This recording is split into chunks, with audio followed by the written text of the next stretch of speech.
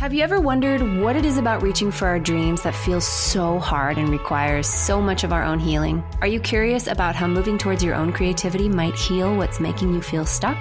Well, that is why we made this show. I'll be having conversations with emotional health experts as well as artists, musicians, and creatives, all with the intention of resourcing and inspiring you to uncover your true creative self. I'm Courtney Lancaster, and this is the Heal Create Podcast.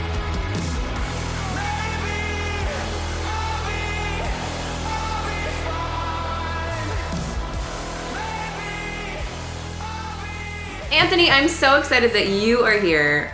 I am excited to have this conversation with you for lots of different reasons, but we are going to be talking about inner child work. So you guys, this is Anthony. He is serving as a co-host and has been one of my favorite people to talk about emotional health with.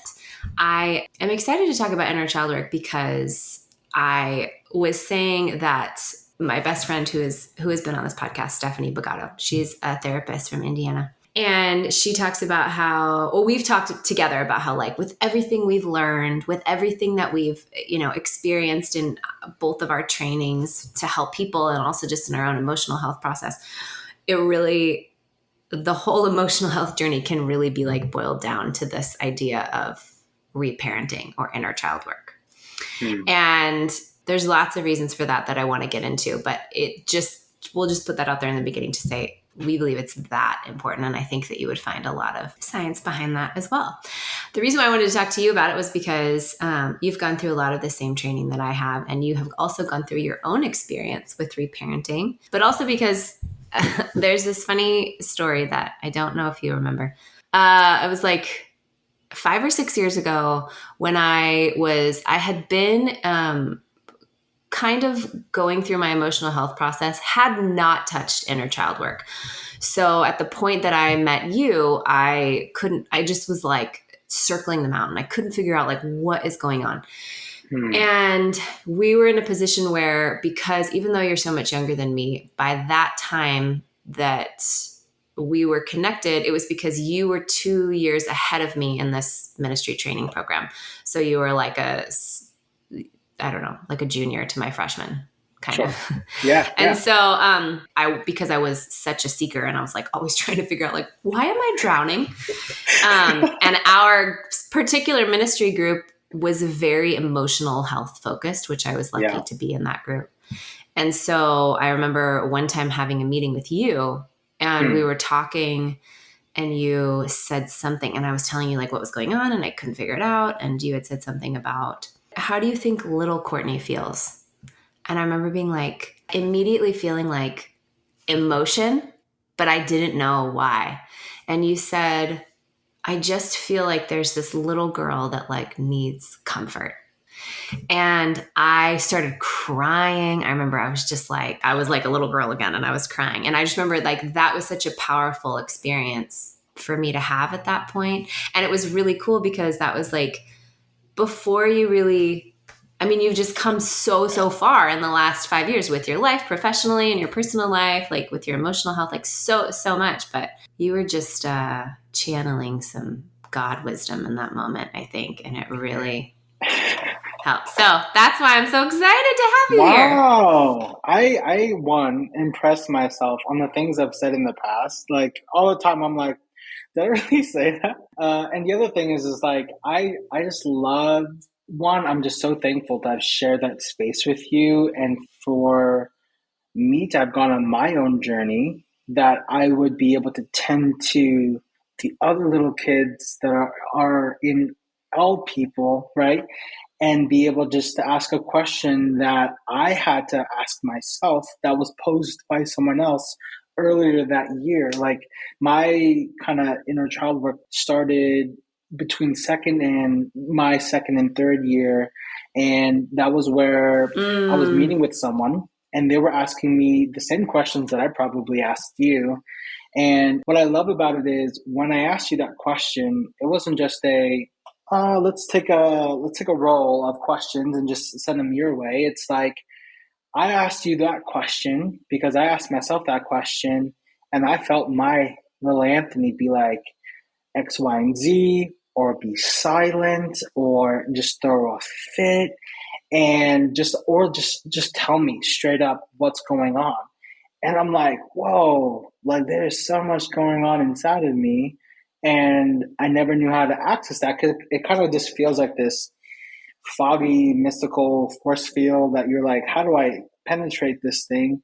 And it was with that question that was posed to me, I was then able to share with you that I guess, in a sense, continued on that journey of seeking out what's going on inside of you and ultimately what's happening to little Courtney, right? Yes. Yeah. Yeah. So you were able to ask me that question because it was asked of you and because it's began Yeah. your journey. So then by the time we met, you were like, well, I think that inner child work is something that I don't know if you've met anybody like this, but there is, I think, some resistance to it for lots of different reasons.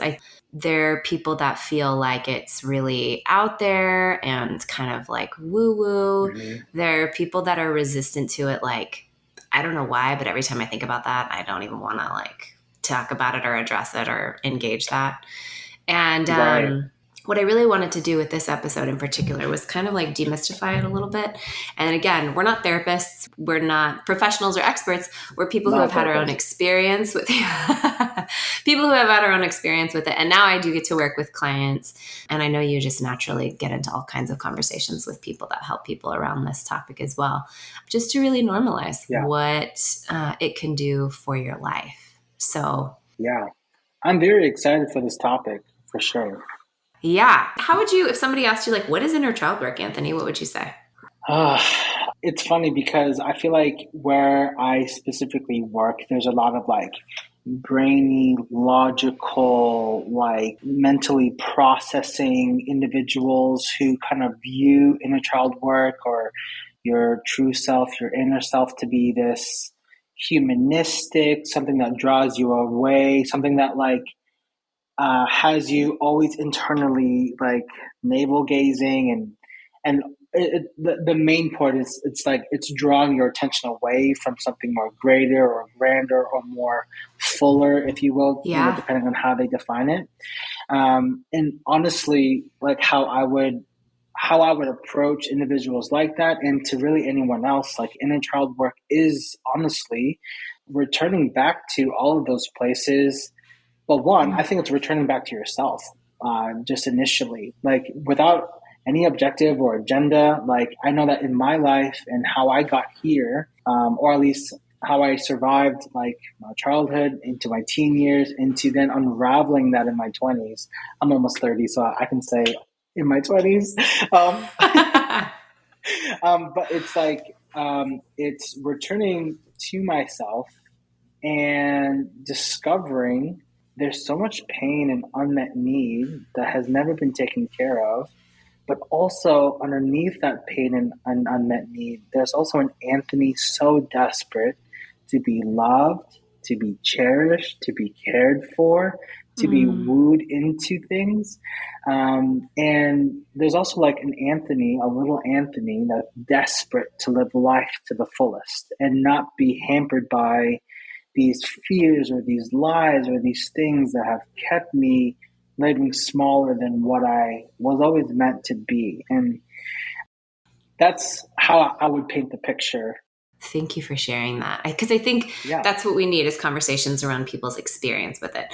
I'll say from what I know from a psychological standpoint, to just complement that is any trigger that you have, any maladaptive behavior, any despair, anxiety, any feelings of stuckness can really all be traced back to versions of you or younger experiences where you felt that way and nobody was with you to navigate through it or help you regulate your emotions or help you overcome that. I think that when we're talking about inner child work, we are talking about a lot of like, you could research the science about it. It's a very real phenomenon that happens. You have patterns in your brain that were formed at younger ages that we actually now have the power to go and change. And physical things are changing in our brain. with those patterns when we do inner child work. So there's a lot of really beautiful science behind it. And I think that's helpful for people to know, because if it feels really like woo woo or like kind of out there or weird, this is real change that we're administering to our own sweet brain. One thing I noticed for myself and now working with clients is that when we're not aware of our inner child, when we're not aware of like the younger parts of us that feel stuck, what we'll do instead is we'll have all these emotions and we'll have all this pain, and we'll just circle around the mountain of our present day problems over and over and over and over again, trying to fix this emotional pain inside. So I don't know if you've ever heard, Cheryl Paul is like my favorite expert on anxiety. She always talks about, yeah, she has on Instagram, I think it's Wisdom of Anxiety. She talks about how anxiety is a game of whack-a-mole. So basically anxiety, depression are kind of cousins, but like that feeling of stuckness inside, or that fear, or those cycles, they'll basically find things for you to sort of obsess on and try and control and ruminate over. And then you'll be there for a while and you'll try and figure it out and hash it out and all of this. And then like you'll kind of solve it, or it'll kind of fade, or you'll kind of get bored with it. And then your brain will just come up with another thing to like worry about and ruminate about. And then you'll sort of solve that or whatever. Wow. And then your anxiety will find another thing for you to. And I think every person that I've ever met with had like 4 or 5 different themes of their fears that would come up over and over and over again. Whoa. Like you could like pull a file from a cabinet and it was like, well, let's worry about if God is real or not. And then they'll just like constantly be searching apologetics things and worrying about like their faith and trying different spiritual paths, and then they'll kind of feel settled, or they'll kind of fade away from that, and they'll be like, what if I married the wrong person? And then they'll look at like, they'll analyze everything about their marriage or their relationship, and they'll try and pull it apart. And it's like, you'll look back and you'll be like, oh, the things I was worried about last month, I'm not even worried about. I'm worried about something totally different. Because the root issue is the fear that your younger self felt, is the disconnection that your younger self felt. And so if we don't know how to address that, we'll be constantly going around trying to change our careers, wondering if we're in the wrong city, wondering if, we married the wrong person, or we need to change churches, or we need to, whatever, like all kinds of things. Wow. There's a big difference between creating your life and trying to escape your life. And so people will try and build more. Well, there are a lot of people that think that they're like, reinventing themselves over and over and over again and never really happy. And that's not creation. That's not like you saying in your true grounded self, like, this is what I want to build with my life. That's your anxiety constantly trying to tear down potentially good and growing things because it needs something to control, because we don't know how to feel and be with that younger pain inside. Does that make sense? Yeah, it does. Yeah. Yeah. So inner child work comes in, and it really calms all the present day problems that we think that we're trying to solve over and over again. It really calms a lot of the worry that we feel about our current lives and helps us to back up and heal some of the root issues and emotions first. And when we feel like we're beginning to connect and heal some of those past emotions, that's when we can come into more of a place of true self and regulation, groundedness. Yeah. And that's when we get to really experience creating and building the life that we dream about. So that's why I think inner child work is so important. I know that like with my son, my son has been a way to like mirror experiences that I've experienced growing up, and like seeing him in his outbursts, in his real raw emotions, I just get perspective. I'm just like, oh wow, like that's probably how I was. And like this, like almost like this disconnection, or like this wall that comes up, and like this inability to connect with my son, where he's really needing me. Like, I think one, like it's so powerful to have a little version of you to do the same things you did as a little kid. And then for me to then start making connections of, oh, in this moment, Like what I needed back then was someone to be really close, to be really soft, to welcome me in my fullness, whatever I'm experiencing. So and then, the reason why I also mentioned my son is he can get really like really big, and like there's no sense. It's just scrambling of just like reaching out, being like, can anyone hear me? Does anyone see me? And like when you said like going around that mountain, that perpetual motion of going around the mountain, it's also like this chaos, like this reward system of like when I get chaotic, then someone sees me, or like when I get really Ooh, loud, then yes. someone can reach out to Yeah. me. So And true. it's like those little things of those, as you said, those maladaptive behaviors that if we were met in those places with peace and permission and the ability Mm. to say, feel, however, of what's going on inside of you, those experiences would have shaped how we move and breathe and, react to life versus, So, Yeah, anyways, that just reminded me of totally. freaking out. Yeah, it's so true. My son also is both of my sons are very highly sensitive and very expressive when they're not okay. Like actually yesterday we were walking up the hill. We have to walk up this big hill when we go to the beach. It's called Salt Creek Beach. It's like this famously long hill. And when you're walking down and you see the beach, you're like, yay, so fun. You don't think about it. But then when you have to walk back up and you're sandy and tired, my youngest son is like walking up this hill and I made him carry his own bodyboard because he wanted to bring his bodyboard. And he's like literally like, I hate you. I hate this.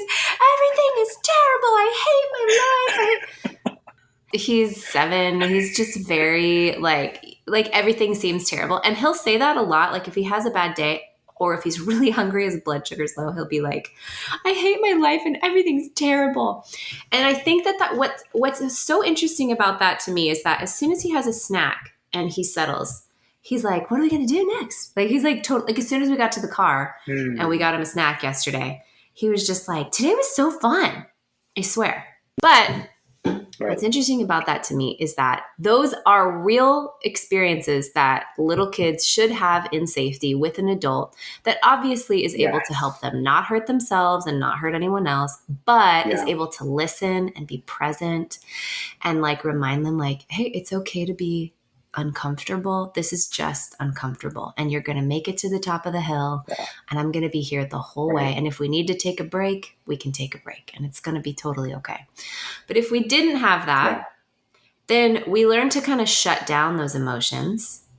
We learn to feel really ashamed and embarrassed of those emotions. And then when they come up when you're an adult, that's really like profoundly scary because you have these big, wild emotions. I mean, think about like as an adult, if you're having some of the same thoughts and feelings that like a 4-year-old would have, but you're now a grown up, of course you would have an existential crisis, or you would maybe feel like you needed to leave your marriage or you needed to burn down your life, or you just be so anxious because you're like, what the heck? My brain is on fire. Like that's how I would used to feel like my thoughts are wild and crazy. And because there were all these leftover big emotions from being a little kid and not having safe spaces to express that with somebody who wasn't scared of them, I think that's the key right there. Not being afraid of these big emotions.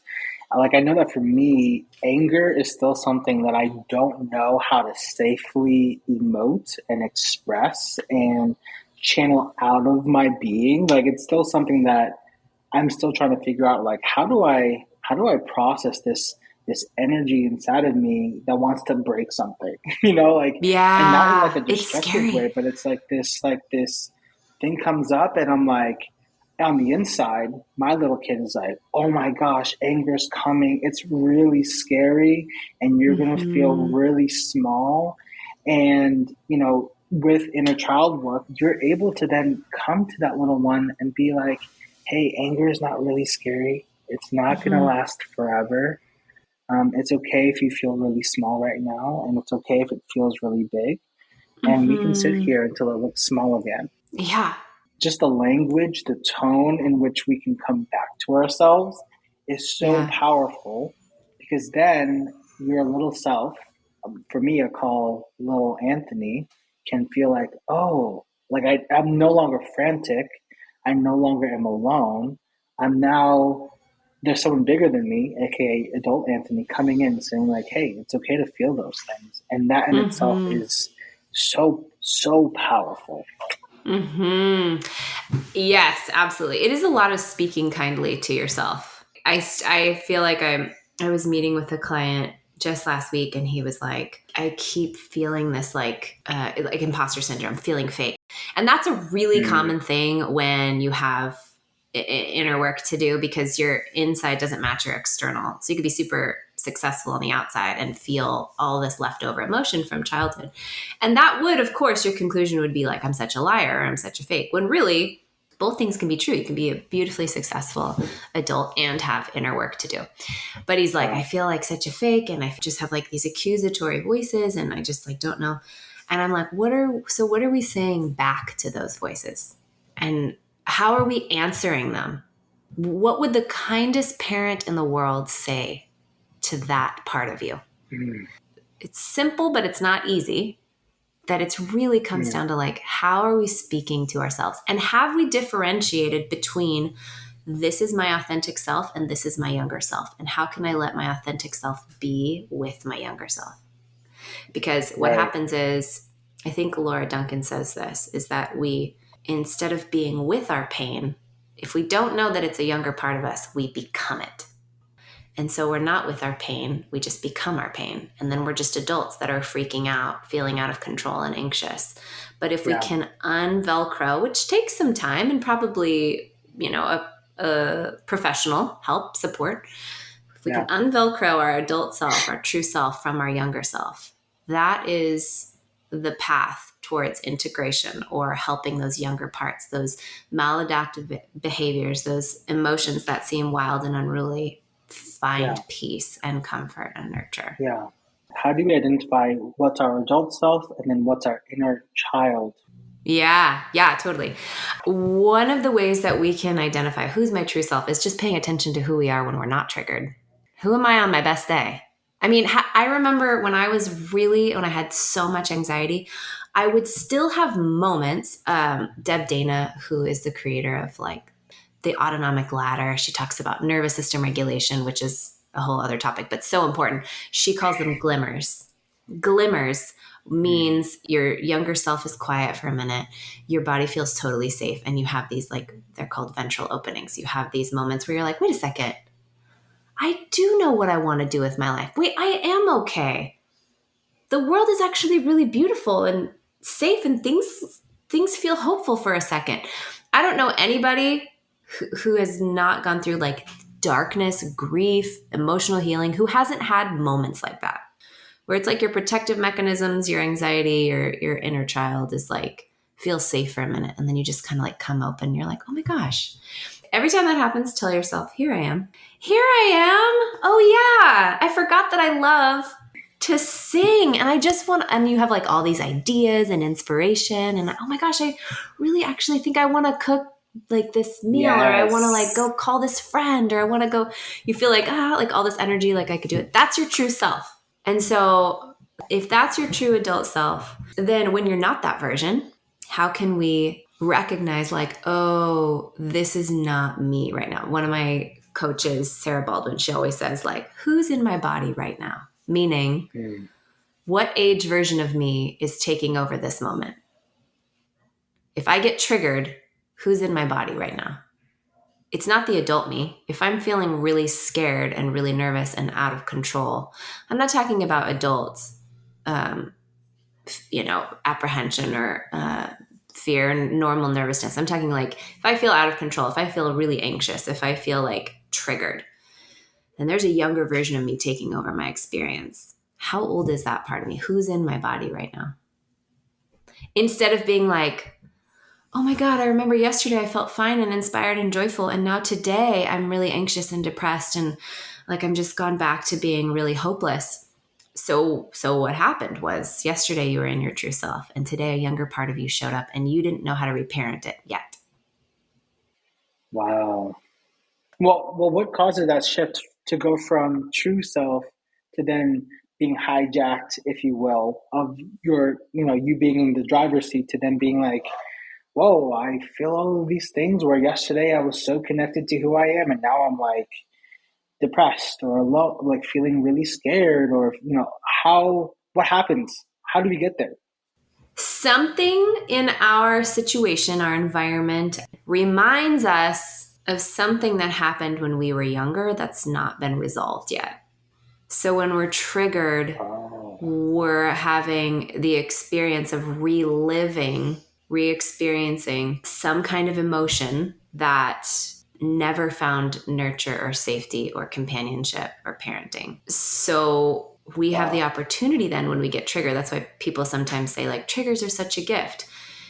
All that's happening is we have the opportunity to then change those experiences that we had when we were younger through this reparenting process. So that could look like having the experience of, like, maybe I'm about to start a new job and I all of a sudden feel like super, super anxious, so anxious, when I was really excited when I got the job, but now I'm just starting to feel anxious and like maybe I can't do it. That could remind you of Right. starting junior high for the first time. That could remind you of, moving to a new city and not knowing anybody, and nobody actually talked you through how it feels and how you're going to be okay and how you're going to be loved and supported no matter what. There's a billion different ways you could be triggered. I mean, people are triggered inside of healthy relationships. They find themselves inside of a healthy relationship, and that feels very unfamiliar to them because they only knew chaos in their home growing up.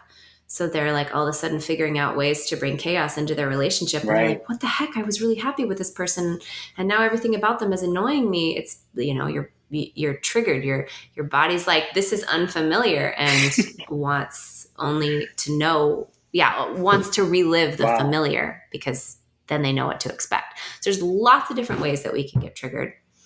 But the point of inner child work is recognizing, is this really me in my true self on my best day? Or is this a younger part of me? Because there's a difference, a huge difference. I had a client that was trying to decide whether or not she wanted to quit her job. And like when we talked about there's a difference between creating your life and escaping your life. There was someone at her job that she really clashed with, but she loved her actual job. And she just did not know, because she was bullied as a little girl. And so she did not know how to like navigate working with this person. And she felt really anxious every time she had to go into work. So then she just started to talk herself into like, maybe I just need a new job. Maybe I'm not, I heard her say like, maybe I'm not cut out for photography. Wow. Maybe I can't. And it was like things that I know her and I know she loves. But Yeah. she didn't know how to navigate this situation because nobody ever told her how to navigate the bullies growing up. She just felt like her adaptive pattern was to run away. And she just started to be like, maybe I should just do something else. Yeah. There's a big difference between that and like, you know what?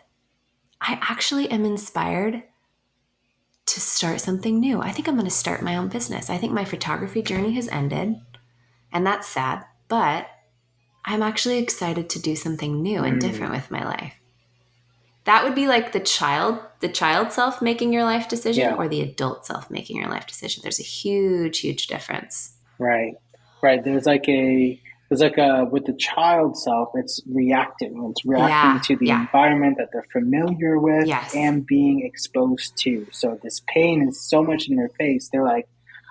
They're, as you said, she's asking questions and being like, maybe I'm not cut out for Yeah. this. Psyching yourself out of the thing Yeah. that does give you life, or the thing that actually does provide for a lot of the things that you do enjoy, versus as you kind of exhibited there of like this creative, Yeah. like elated lightness of possibility and, new things. Like there's definitely like a shift of reacting to, maybe there's potential, or like maybe there's like this, not, as you said, not an escape, but like there's like this thread of like, this could be something new and different that I'm being Exactly. invited Right. into. Like the possibility is beautiful there. Yeah.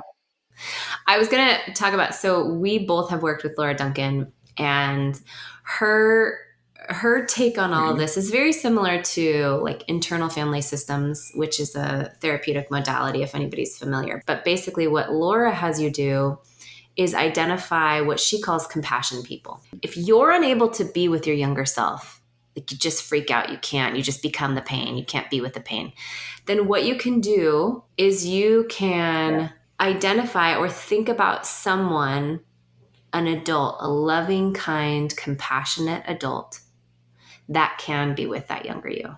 So I was wondering if Yeah. you could tell us a bit about your experience with that, because I remember you saying you were the one that turned me on to This Is Us because Jack Pearson being like Oh, such an amazing dad. And so yes. and Yes. you can imagine someone that is a fictional character, or you can Yeah. imagine like a coach or a pastor or a grandparent or an uncle or whatever. You can imagine any adult that you want. But I remember you telling me like that was an example to you of like a really beautiful dad figure. Yeah. No, 100%.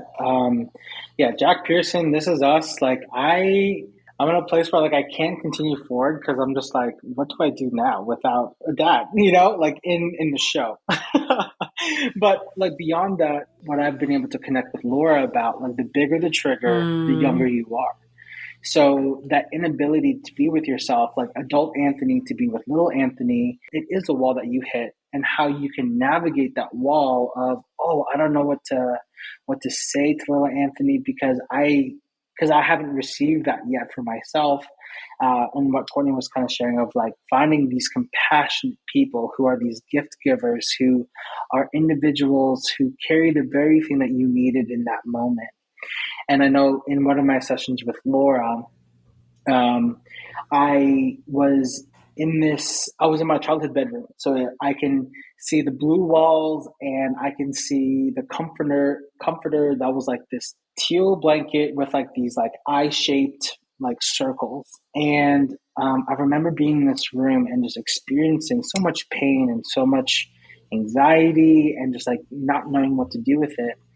And she led me to think about, okay, what's one person? Well, one, she asked, what are mm, you needing? What is little Anthony needing in that moment?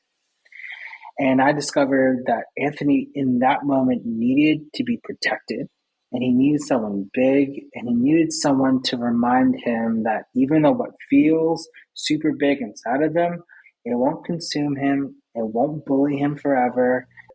And I needed this gift giver, and he came as the form of Mr. George. And Mr. George, he's this former military guy, just super burly.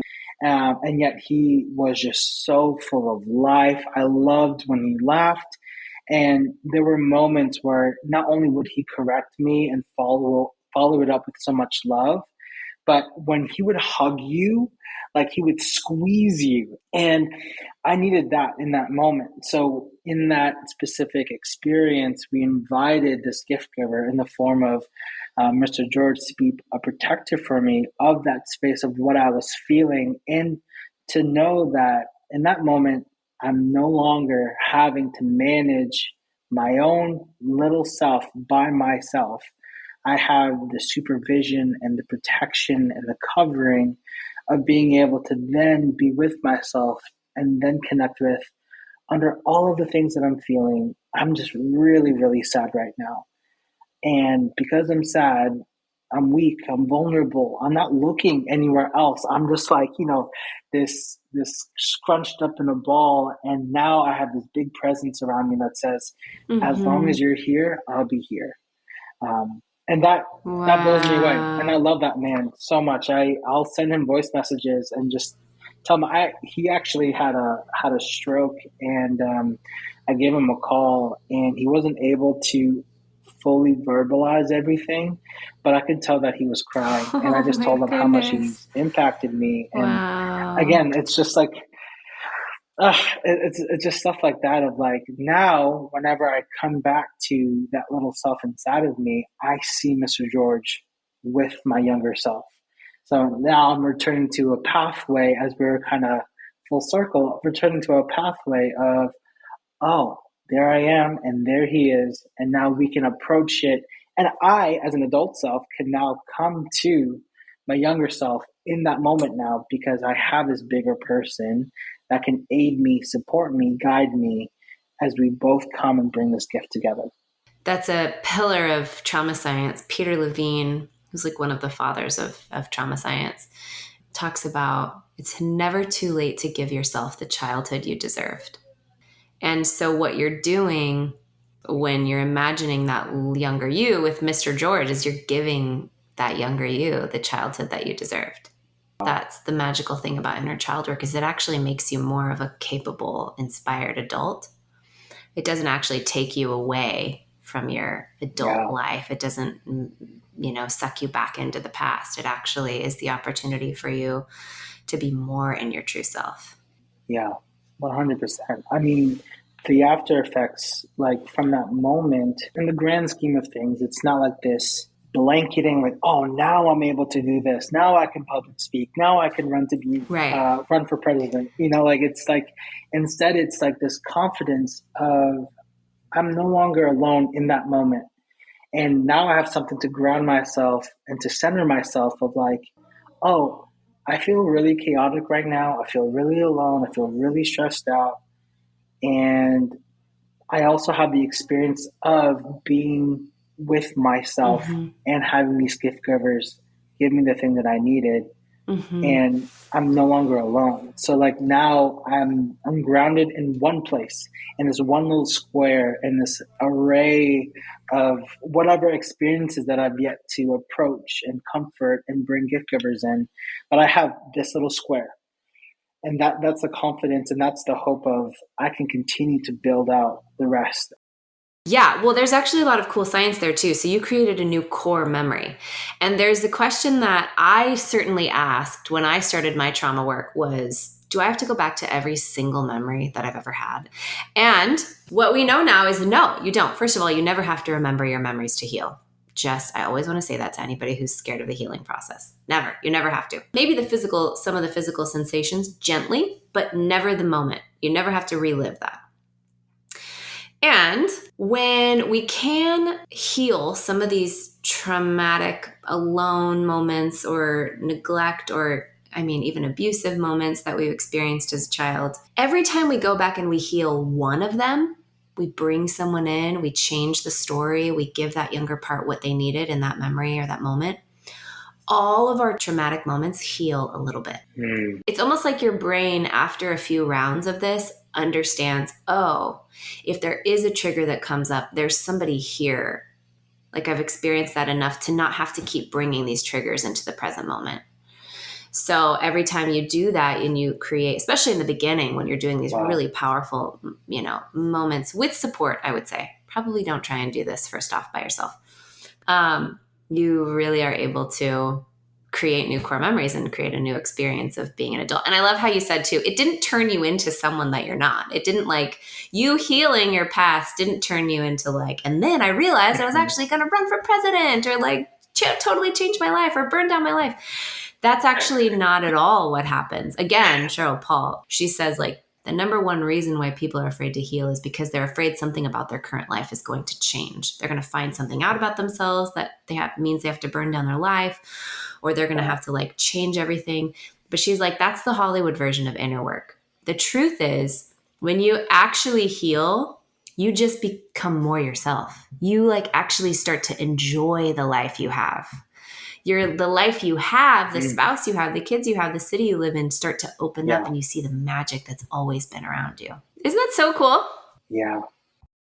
When you actually do begin to engage this work and you begin to reparent that inner child, it's like you do have such a natural gratitude because the color is turned on, because the magic is back. And you're like, oh my gosh, I'm home in my own life. So we have a few minutes. I wanted to ask a couple of questions, bring a couple of questions to the table for us to discuss that I got from clients this week as I was talking about doing this podcast.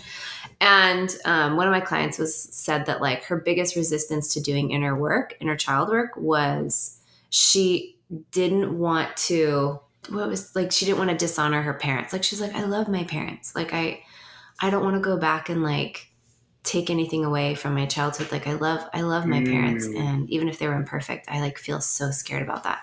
I definitely had that fear. I had parents that were great and they did the best they could, and there were things missing, and it's fine. But it takes a lot of work to get to the point where you're like, it's both and. They were great, amazing parents, and they did the best they could, and they didn't, like, there were some things that they missed. So does inner child work mean that you have bad parents? What would you say to that? No, never. Like, you can have bad experiences, and just like who we are is separate from our behaviors, we also have to allow that definition and experience to be shared with all humanity, including our parents.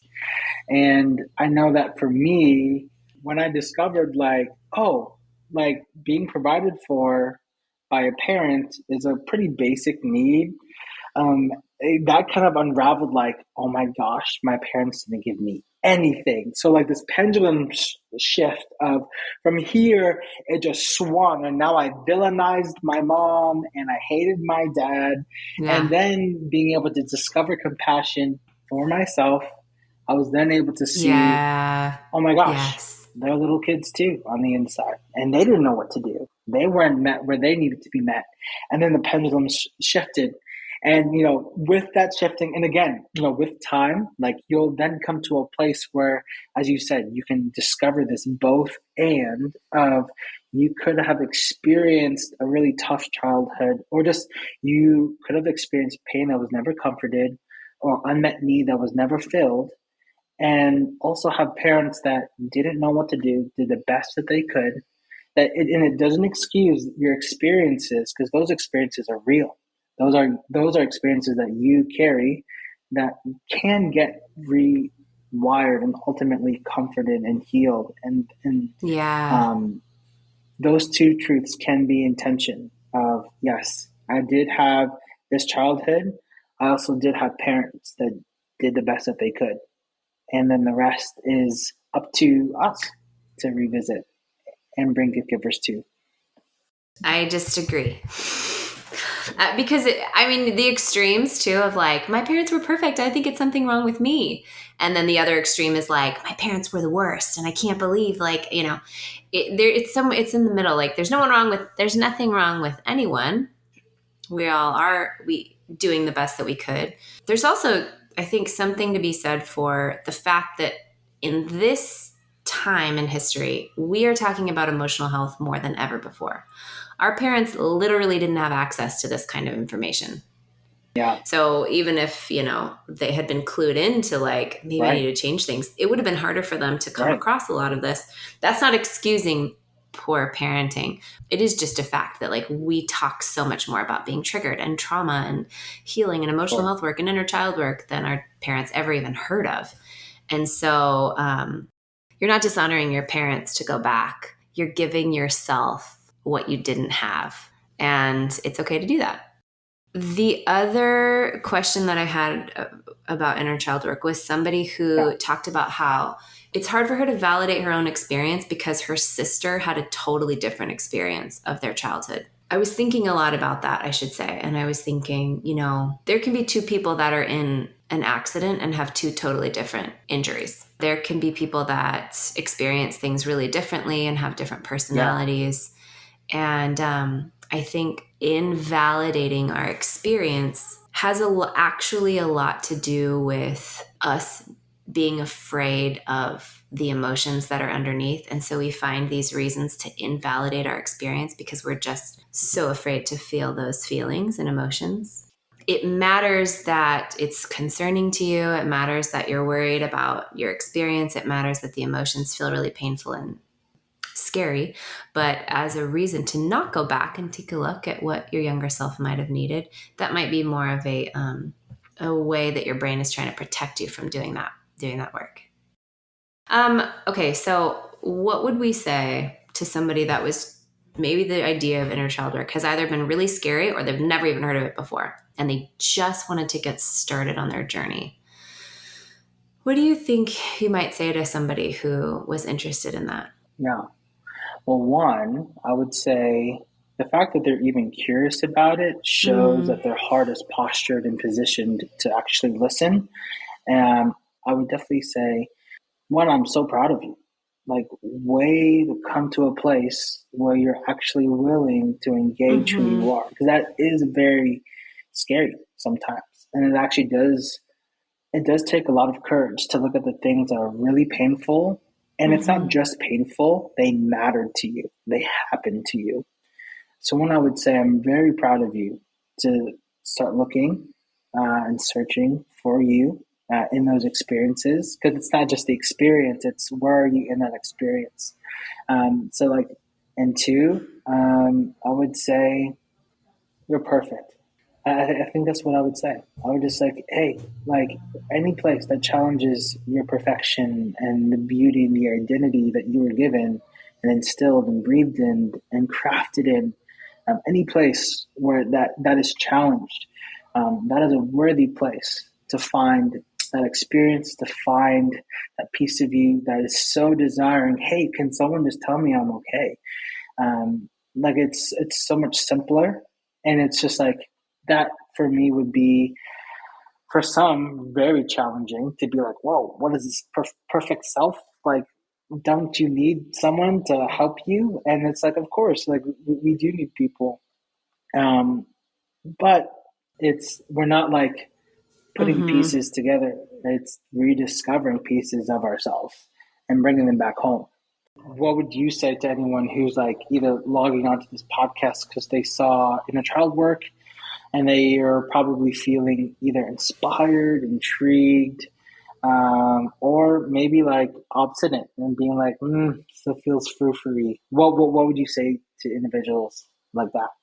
I would say, I think we've mentioned it a couple times, but if you're brand new to the work, I would definitely see about working with somebody professionally, someone at least that's trained in this, that is, a practitioner, therapist, coach, support group, whatever, that can help you kind of navigate all of this because it can be really overwhelming. It's really easy in the beginning to become the pain without knowing how to be with it. And that takes some practice. So I would Yeah. say looking into some of the options that you might have for working with someone. And I love what you said, Anthony, just knowing how courageous it is to even ask, to even be curious about it, and looking at any area of your life that is challenged by what feels beyond your control, or any part of you that feels less than capable and beautiful and supported, is an area worth looking into and discovering if there's a younger part there that has a need. I think even talking about that to your therapist or your good listening friends is a really, really great place to start. I would also say just beginning to identify any safe, kind, nurturing adults you can think of is another really, really great first step. So before we go, Anthony, I wanted to ask, what is something in your life that you're either healing in your life, emotional health, beautiful life journey, or something that you're creating within your life right now? Mm, that's so good. I love that question. I'll answer both actually because I love questions. So, something that I'm healing right now is whenever there's big emotion, my go-to is just to shut down, like just go into boom, like there's no emotion.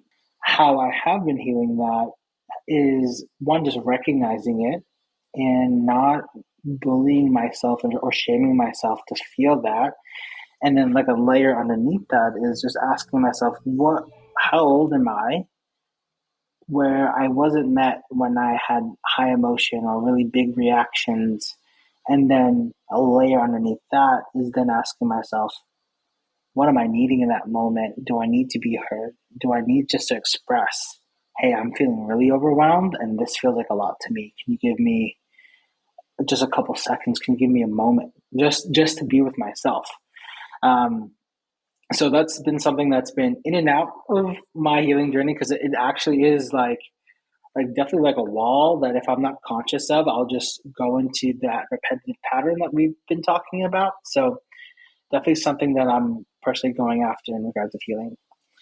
When I'm creating is just a rhythm of moving my body every day. It's just been a really great way to just build a personal brand, a personal image of myself that I'm not trying to fit into any clothes. I'm not trying to hit any weight. It's just, I want my body to also experience like a challenge and defeating that challenge. And then just the endorphins that come after it, and really just setting a rhythm of success of like, oh, I worked out today. I feel really good in my body.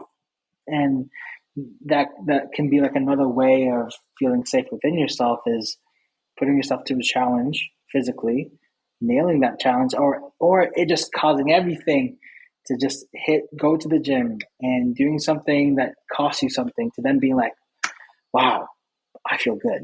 So yes. Beautiful. Oh my gosh, I love that. You're creating physical health. That's a huge thing. Thank you again so much for being on this podcast. And I just want to say, if anybody has any questions, you can always reach me at Courtney Lan on Instagram, or you can research, kind of look through the compassion method, which Anthony curates and creates all of the content for on Instagram, which is at Laura Duncan Consulting. And you can also look through the show notes to see any other resources that you might want to explore around this topic of inner child work. We wish you the best. Thank you for listening and have a great day. Bye.